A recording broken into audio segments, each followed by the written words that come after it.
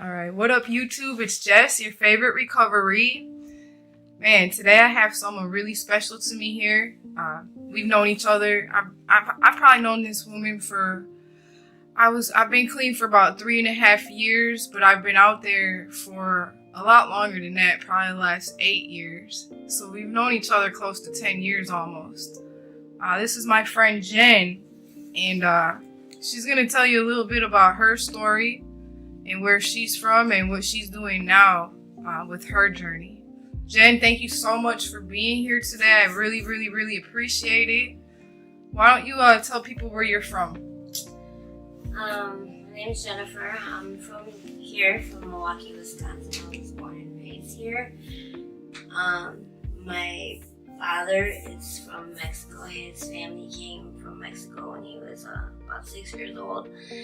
My mother is from the United States, and her parents are from Mexico.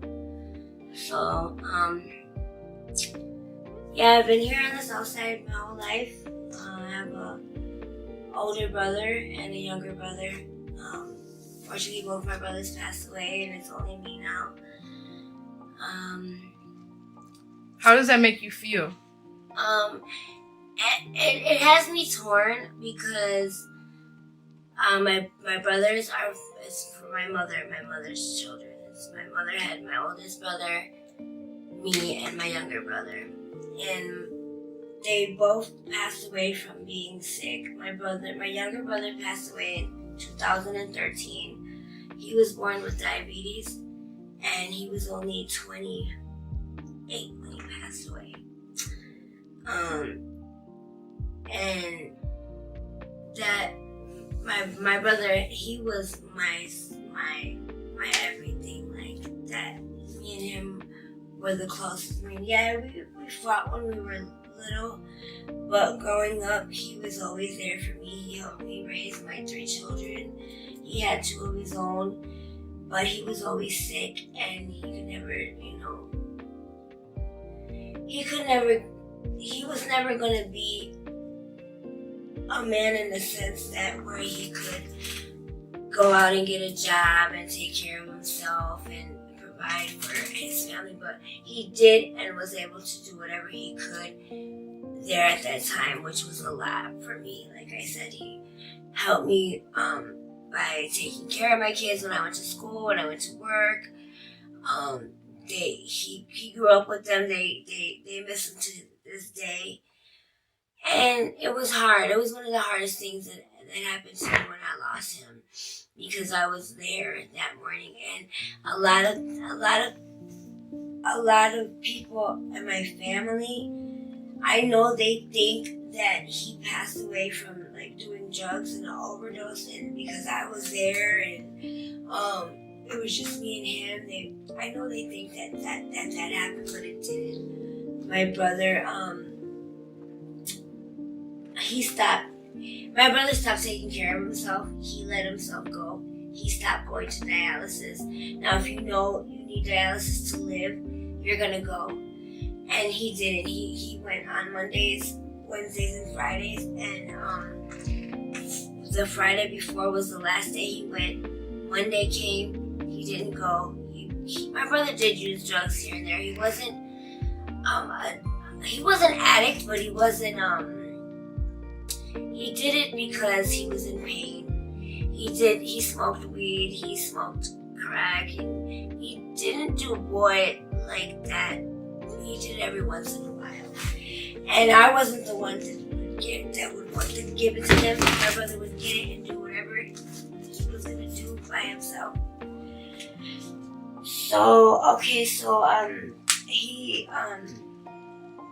That Monday we went to a funeral, and my brother had just got a script of Xanax, and he was using those pills the whole weekend. He was out. He was high as hell. And that Monday, I found his Xanax, and I took him from him, and I hid him. So Tuesday comes along. He was supposed to go to dialysis.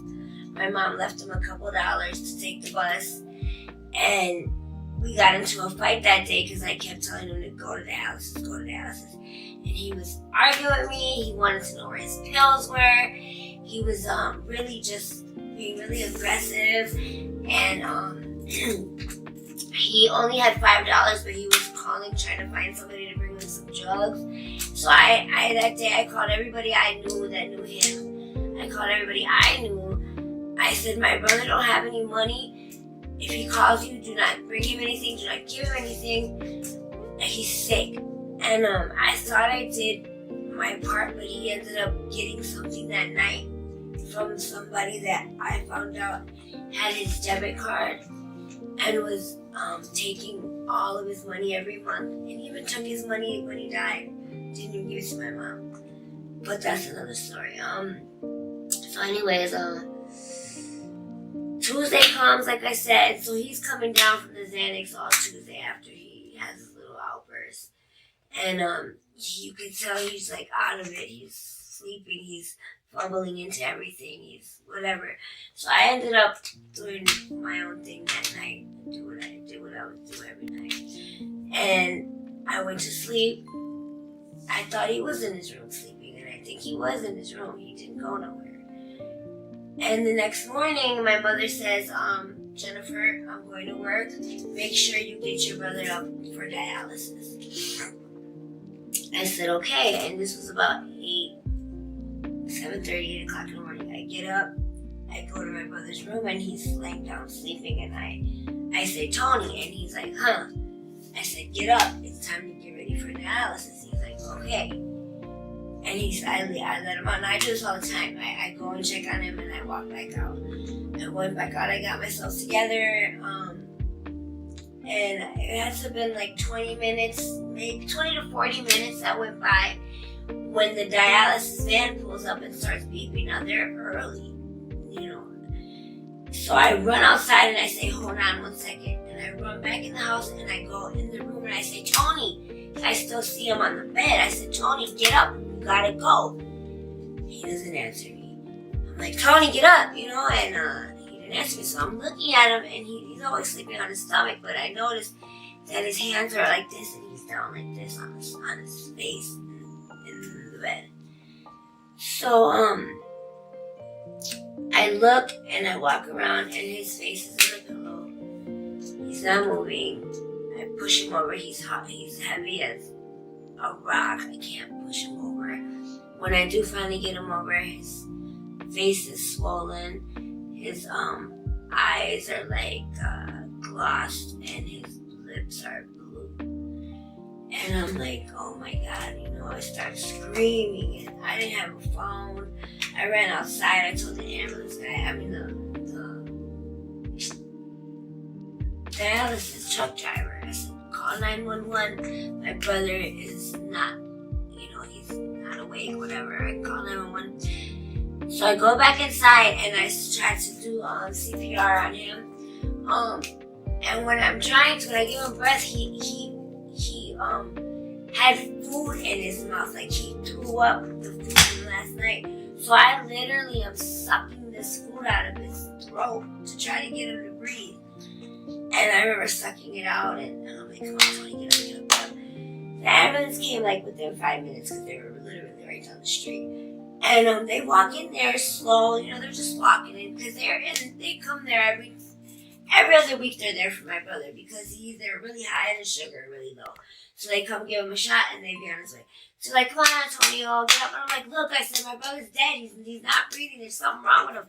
And they're thinking it's just something like that. And I'm like, no, look at him. He's not awake. He's dead. And when they finally, they're pulling him up and he's like, you know, and I'm like, what? So anyways, when they finally see him, then they jump right into action. You know, they get him on the floor. They start doing, you know, they're there for like 20 minutes. I call my mom. She's screaming. She's at work. She's like, I'm on my way. I call my sister, and she's like, I'm on my way. My kids were at school, thank God. And they get his heart to start pumping again before they took him to the hospital, but he wasn't breathing on his own. So they take him to the hospital, and I'm just stuck at this house, like, what the fuck just happened? Like, oh my God, you know, and we've been through this with Tony before. He's been in and out of the hospital a couple times. But I knew it was different this time. I knew it was different because you can only live without dialysis for 7 days. Here being Wednesday was the 5th day. And so that was a really traumatic experience for you, it sounds like. yeah, it was. And so I guess so to make a long story short, that day they told everybody, my brother's in a coma. It's not looking good, My mom decided to turn it off 6 days later, and he passed away in the hospital. But that really was something, and the whole time I'm in the hospital, I can tell everybody's, looking, they have their thoughts, they have their own opinions, they have their little scenarios in their head, and everybody's asking me over and over again, what happened, and I'm telling them what happened, and, so I had to live through that, because that's how my family is. They're really judgmental, and they're really, they're just, now, when I say my family, I'm talking about my mother's sisters. She has 7 of them, and most of them are really good. Like, I have a few aunts that, would never judge me. That when they tell me they love me, I know that they're in for real. And then they have some aunts that are just like, come on now. Yeah, we all do. We all have those people in the family. Yeah, so I went through that, and a year after that, I ended up going to jail for a year. And when I went to jail, I was really, I had gotten clean in jail, obviously, and I still really haven't. I don't really think I have processed Tony. I grieved, I cried, I've done all of that, but it's like, to me, he's always around. It's like, I don't know, it's kind of hard to explain, but with my oldest brother, the one that just passed away in October 8th, he's totally opposite. Like, my brother, he was another drug addict, but he was addicted to anything and everything you put in front of him. He was an alcoholic. He did heroin. He smoked crack. And he was 47 when he passed away.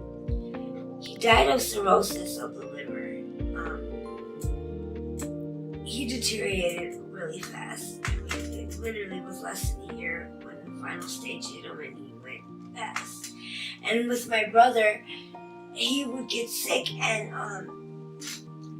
I guess, because of the liver, when it's not flushing itself out right, all the toxins, they go to your head, they go to your brain. And my brother would get in these episodes where he was just confused, and it was just really bad. And my mother really would get really frustrated because she thought it was him being high. And I knew it wasn't, I knew there was something wrong with him, and I had, and every time he would go in the hospital, he would literally walk out and leave. He would never want to get treated. He never wanted to stay. He always left, and the last time that it happened, he kind of knew that was it. He didn't want to leave anymore. He actually stayed, and a month later, he passed away. And this thing ate him up. Like, he was skinny. He was not waking up anymore. He couldn't eat. He couldn't drink. He couldn't, move. He was literally asleep. They kept him asleep, but he died 21 days without eating or drinking anything. Just there, asleep or whatever. I don't know what it was. But that one, he hits me harder than my little brother, I think, because me and him were actually together every day, getting high together, just going through it with each other, and me having to tell him, like, dude, do this for me, if you do it, I'll do it, begging him to stop, and he wouldn't stop, and I knew I couldn't put that on him. You know, he had his own struggles. He lost his son 2 years ago. 2 or 3 years ago. Before that, I lost my nephew. My nephew OD'd. He actually OD'd. He was only 21 years old, and I just found out he started using heroin. He just started using heroin that year, from what he told me. His son was the same age as my daughter, my oldest daughter. They grew up together. None of my girls, you know, they all smoke weed. No hardcore shit. No, from what I know, they've never. They see me, they hate me for that. They would never touch that. I mean, I can't say never, but from what I know, my girls never done anything like that. So let me ask you this. So you and your two brothers were addicted to drugs. So what do you think caused that in your childhood? How would you think that, well, I guess, where did you start using drugs? How did you guys start using drugs? Okay, well, for me, myself, I didn't start using drugs until after 30 years old. Girl, me too, man. I either sold drugs. I was always around it. Like my baby daddy was a big time drug dealer. A couple boyfriends. I sold it myself. You know, I did that for years before I even touched the shit. You know, I knew what it was. I knew what it was about, and I see what it was doing to my older brother, and I used to despise him for being that way. And yeah, I had struggles, and I had my own things I was going through. You know, like I had a whole lifetime before I even started. My kids, they weren't even babies. You know, they were already big. You know, not grown, but they were bigger. You know, they weren't. I guess they didn't need me as much. I didn't have to, you know. That's where you have a baby, you need to be on them all the time. Because I know when I had my first daughter when I was 14 years old.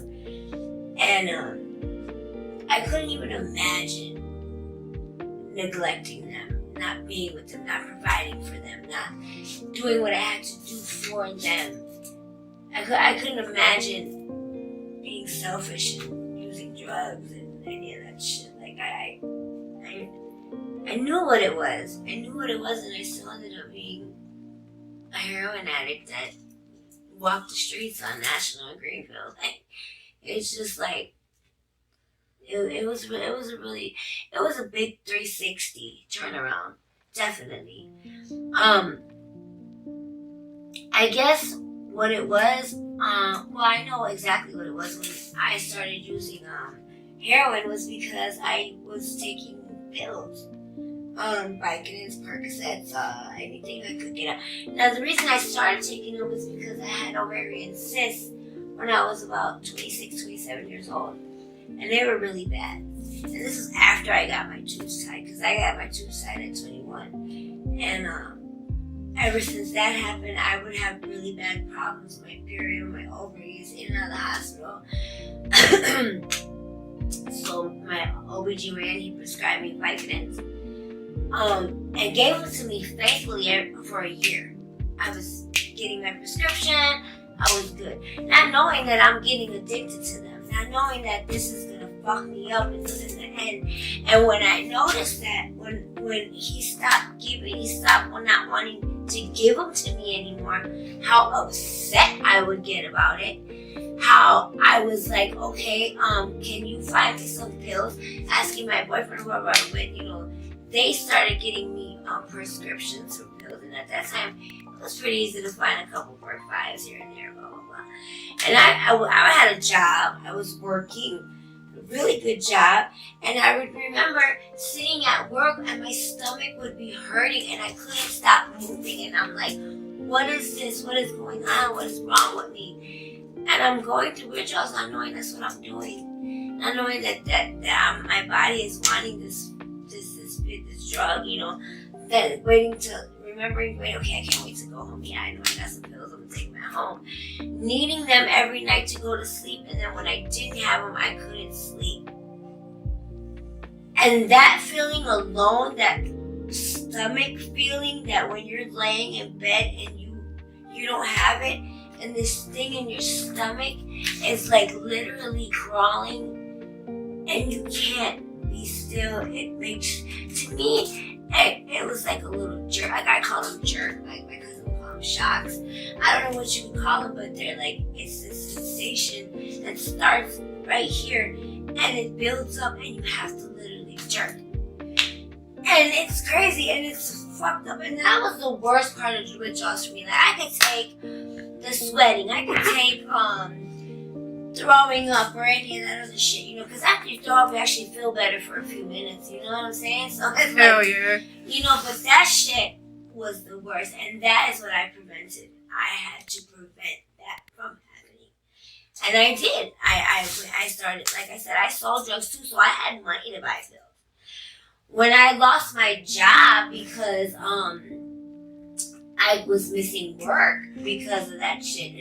And I would like to say that no, I quit because my baby was sick, which she was, which that was the truth at that time. But really it was because too, I missed a lot of work because I was too busy trying to get pills and whatever. So I went from working to selling drugs full time, going to Sheboygan, making so much money over there. And then up there, actually, they'll trade me a whole script of, I don't know what they were called, OPs or some shit, 80s, for a double crack. So I literally had this shit like this for 6 months going hard with these pills. And then I wasn't able to pay my re-up anymore. And I would get so high that I'd fall asleep for days, and my people would literally walk in my house and rob me and take my dope and my money. And I was fucked and I couldn't pay my Connect, and my Connect was like, Jen, what's going on? And so I ended up having to go back to Milwaukee, broke as a bitch. I had some money, but not what I had over there, not what I wanted to bring home. And then, so here I am back in Milwaukee, back to square one. And this time, nobody had any pills. Like, no, I couldn't find them to save my life. Like, and then the little shit that I would get, these little fives, wasn't doing shit for me no more. Like, it was hard. That's the first time I actually went through a full-blown withdrawal. And I'm thinking to myself, hell no, this is not where it's at. Like, no. And I'm trying to think what this before. Did I go to rehab on pills? Or was it when I started? I don't know, but I remember the first time I did boy, actually, it was my brother that gave it to me. And he, now don't get me wrong, my brother did not want to give it to me. He was like, no, Jen, I do not want to give you this, and I don't want to. And I'm like, why? Because I was sick. And I was really sick, and I had some money, and I couldn't find any pills. I'm like, Miguel, can you find some pills? Blah, blah. He's like, no. He's like, but I can get this. And I'm like, well, what is it? He's like, well, it's H. And I'm like, well, go give me a dime bag. And he's like, no. I'm like, why? And he's like, because, and he's like, once I give this to you, you're gonna love it. And I'm like, whatever. I'm like, just give me the fucking dime bag. Whatever. And I remember I was so sick, I'm like snotting, I'm going to the bathroom, blah, blah. So he brings me back this little fucking bag, and I'm thinking to myself, what the fuck is this shit? And I'm like, okay, whatever. So he's like, don't do the whole thing. And I'm like, okay. And so, you know, he breaks it in half for me, and I do this little line, and I remember I'm in the verge of running back and forth to the bathroom, and I remember I ran to the bathroom expecting to diarrhea and to fucking, you know, be like this, and I'm sitting there, and then all of a sudden I'm like, what the fuck is this shit? Like, and where the fuck has it been my whole entire fucking life? What though? What the fuck? That's what I say. What the fuck and what is going on here? Like, this shit is crazy. Like, dude, I was literally leaning on the side of the thing. And my brother's like, I'm like, no, I'm straight. Like, I am straight. And that was it from there. 6 months later, I started banging. Like, I didn't waste no time. Because the reason that happened was because the dude that I was getting it from, he was doing it. Him and his girl were doing it. So he started shysting me. He started, I don't know what it was, if it was like really cut or if it was fake, because sometimes I wouldn't feel it as much as I would some other times. So I remember my brother, I knew my brother and his guys, I knew they all banged. I knew they all did heroin. I knew they all did that. And I went to my brother's friend one time, I said, please, can you help me out? I said, can you hit me? He's like, hell no, Jenny. He's like, no. And I'm like, why? He's like, because, dude, he's like, this is it. This is it. You thought that first shit was, that was it. No, this is something way. And I was like, nope, I don't care. I did it, and that was it. And then he started chasing me. You know, he was like, oh yeah, this is the cut, and you know how you make it, and he's like, show. And I realized to myself, no, this is bullshit. So I literally taught myself how to hit myself. Within a couple days, I was doing it my own self. I'm like, fuck it, you know, but I'm gonna get all my shit. I'm gonna do my shit. I'm not. And that was, I want to say, that was in 2000. It was 11 or 12. It was 11 or 12 because my brother died at the end of 2013, and I was already doing that. So it was either 2011 or 12 when I went full on heroin and banging, and I haven't, you know, it was it, you know. I was still able to you know, hustle every now and then, you know. I really wasn't the type of person to, like, I wasn't out there like on the street because I always had my mother. I always had a home to live in, you know, and so I didn't need to be out on the street, but I needed to get money. And when you say get money, what do you mean by that? I needed to get money to get my drugs. So I had, you know, I seen girls out there and I knew what they were doing, you know, and I'm thinking, okay, well, let me just see what let me just go take a walk or something like that. So I had to teach myself with that. But in my mind, I'm thinking, okay, if this shit happens, I'm not gonna be on the street, you know, I'm gonna meet a couple people and just build a line off from that, which I did, you know, I did do like that, and I still fuck with niggas. I was still fucking with niggas, you know, to now that I was fucking it with back in the day, you know, and on top of that, I sold drugs, and then I went to jail, like I said, in 2015, and I got out. I was clean. I remember that shit. I was so, like, I wouldn't say envious, but I was, like, jealous because I wanted to fucking get clean and shit. And I was so fucking proud of you. That was the second time I went to jail. Yeah. Yeah, I was. That time I went to jail, see, and I've been wanting to stop. Like, I wanted to stop then. Like, you want to stop, but you know, it's like, it's hard. It's hard because you do not want to go through that. But then when you go to jail, it's like you have to go through that. Right. You have to go through it. That's what I say. Like, when you go to jail, you know your withdrawal. You know you're not getting out, so your withdrawals are a little bit better. But whereas if you go to detox, you start getting sick, you fucking signing out that door. Hell yeah. You know. Hell yeah. So, like, I had a plan when I went back to jail in 2019. I had to, like, 2.5 months. And I said, okay, I'm going to try this Vivitrol out. I'm going to get this shot. And I want to see what it do, you know. And I know, and even till now, like, that's still a plan of mine to get on that shot. Because that shot does work. And it's 100% foolproof. I believe. I can only speak for myself. It really helped me.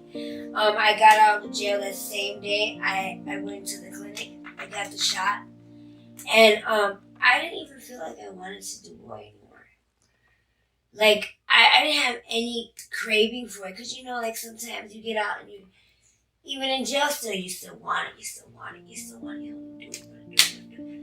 But for me, more so it was because I knew that if I did it, I wasn't gonna feel it, and you really wouldn't. You really don't. You can't. It doesn't let you. That's the whole purpose of it. And you know, I really good for that first month. You know, first month that I was, you know, just chilling with my kids. You know, I did a lot of things for the first time in years that I didn't do in a while. You know, first time in years I haven't done. But I fucked me up was hanging around with people that I shouldn't have been hanging around with. Seeing them do things that I knew I wanted to do too, which was smoke. And I was like, okay, I'm gonna just smoke some girl. And I started smoking girl and only girl, you know, and to me, even with that, I really didn't get the high that I was expecting to get, even smoking girl on the Vivitrol. So here comes a month and I'm supposed to go get my second dose, but I'm off, you know, smoking girl and shit, and I didn't go. I didn't go get my second dose, and it wears off really quick. Like, really quick. You have to be on time for that shit. Because now I'm geeked. Like, now that I didn't get my other shot, I'm feeling high. I'm getting geeked, and I need to calm down. And that's when I started doing boy again. And that's what it's been like ever since then, 2019, non-stop. So are you struggling right now, would you say? Yes. What's your major, what's making you struggle right now? What's your biggest fucking issue that you can't get all the way clean? Because I know you just got a job and I'm so fucking proud of you for that, but what's your main struggle that's holding you back from being totally 100% clean? Because I was on Vivitrol for 2 years and I agree with you. I swear to fucking God, if I could sell that shit out the backseat of my car, I would. But what is your main fucking struggle, Jane? Okay, for really put it like this. Okay, so I stopped injecting about 3 months ago. Well, I would say I stopped injecting heroin right before my brother's funeral. I stopped, and let me tell you this. This year I turned 40, and I always said when I'm 40, I'm going to stop doing this. I don't want to do it no more. My body's tired. I'm done. I had a plan. And see, this is where my philosophy comes in, to where I've been through rehab, I've been to jail, I've been to trying to do whatever. That doesn't work. And to me, it's bullshit. Now, I could say when you go to detox and they give you the Suboxone and they do that taper, that works to a point. That works for like first-time people that go through that rehab, whatever. And if you stick with it, you can do it. But Suboxone is a whole nother thing, and that's something I did not want to do. Now, well, I always said once I'm off, I want to just stay off, you know. But the thing is getting off. How do you get off? Okay, well, you get off the same way you get on. Okay? You get on slowly but surely. Okay? And that's how you basically have to get off. So what are you going to do from today when I leave this house? What are you going to do to get to where you want to be? I'm going to do what I've been doing. I'm going to keep on, like I said, working. I've been working. That takes a lot. That takes all of my time, all of my day. So I'm not sitting there thinking about going to get high. I'm not sitting there thinking about any of that shit, because I have to function, okay? I have to function, but since I'm not banging anymore, I don't need to do it. Basically, it's like, okay, I get up. When I do get up, you know, to go to work, I have my morning coffee, and I have my morning, what I'm gonna do, and I'm good. And that keeps me to the next day. Now, my plan is to where I'm gonna get it to where I want to get it to where I can sleep through the night without it, where I don't need it at night. To where it's gonna go a little bit longer, a little bit longer, and a little bit longer, which is happening. I see it literally happening. Yeah, I can tell too, because, you know, the last time I seen you, you didn't have no color in your face. You was a lot skinnier than you are now. You look fucking healthy. I mean, everybody says this to me, like, my skin. Like, you do look fucking good, bro. I'm clearing up, like, I people when they see me and they see my scars, oh my God, what is that, blah, blah. Oh, well. And it's like, okay, it is what it is, but you didn't see me when the scars were literally fresh. Them scars, they don't define you though. And it's like, when I was doing shooting up, my whole day consumed of that one fucking bag that I was trying to shoot up for a day. And then it was to the point where I wasted it all. I was literally shooting up blood because I wouldn't. It was bad, man. I was killing myself, trying to kill myself. Like, it was just a bad situation, and I knew if I didn't stop that, I probably would be dead with my brother. You had asked me in the beginning, how does that make me feel about my brothers being dead? Like I said, it makes me feel one of two ways. I feel either I'm terrified that my mother's kids are destined to die. Like, we're all about to die. You know, we're all going to die soon. But I mean, her kids are literally going to all die. I'm the last one left. Do you understand what I'm saying? Like, you gotta fucking live the example now. Now this cycle has to stop with you. It's either that that's what it is. It's written in the stars. All of Sylvia's kids are gonna die. I don't know what my mother did in her life that she had to lose her kids like that, but it's gonna happen. Or I'm fucking invincible. You know what I mean? That's how I think. Because, like I said, what are the odds? What are the actual odds that my mother only had 3 kids? 2 of her boys are gone. Just me. I'm high risk. Every day I was high risk where I could die at any time. So what does that tell you? Exactly. So this is what I'm saying. What is it? Because I've never OD. I can't say I OD'd once when I got out of jail. And I did boy like a stupid ass, and I OD'd, and that's terrible because I was with my 10-year-old daughter at the time who found me, and I was dead. And that to this day sticks with me. So that's the thing, my girl has problems. Now, Jess, I wanted to say, I'm thinking, I was telling Jess, like, I'm trying to start, I'm thinking about starting a channel just to me, my own self, my personal story. There's some things that I want to say, like I can go on for hours and talk about, but I mean, all of that is what's driving me every day to finish the goal that I started out to. My brother passed away, and I said, I'm not going to have him die and then me die the same way. I'm not going to do that. I can do it to my mom, and I'm not going to do it to my kids. Because you're not the only one that you're hurting when you pass away. You're hurting everybody around you. Exactly. And I know this because, like I said, with my brother, like this is something he didn't realize. He didn't care. He wanted to die at home and have all of us be around him and just say, yeah, look now, Miguel's dead. That's how my brother was. But you're still here. I love him, and I'm still here, and I know that he wants me.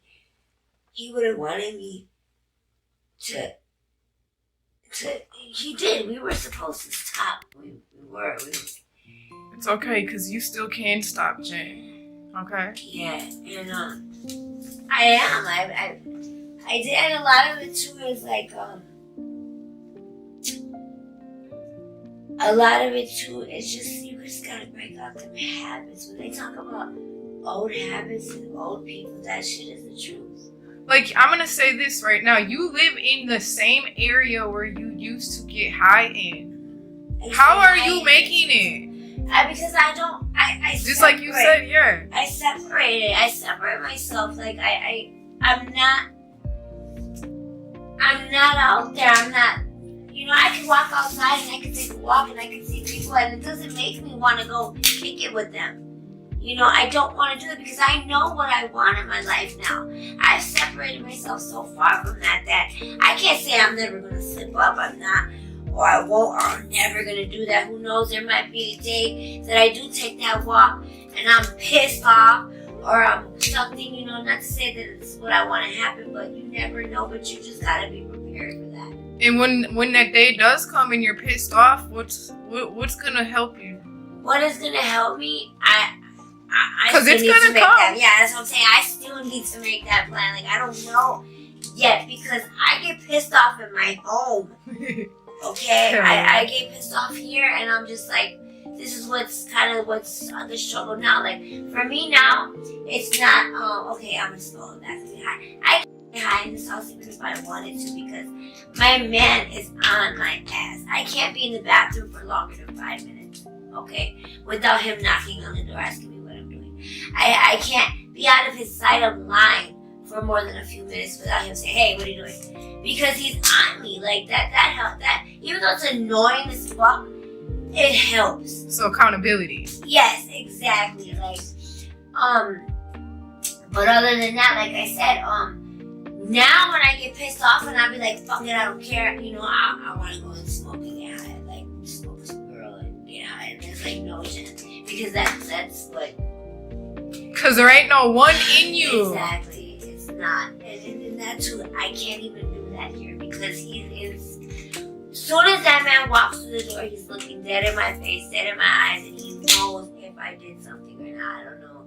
Some people say, yeah, you can tell when something's hiding, but not really. I mean, there's different things, but like, I tell him I could just be tired. Like, he's like, no. No, that's the excuse for everybody. Yeah, goddamn you know, it. like, you know, can't somebody be tired? Like, what? Can't I just, you know, what do you mean? Like, no. He's like, nah, girl, no. I know you. We've been together for damn near 5 years. Yeah. And it's like, nah. So I think that you just gotta find somebody that's willing to stick it out with you and hold you up to that, like you said, accountability. You gotta just really want it. You gotta really, really want it.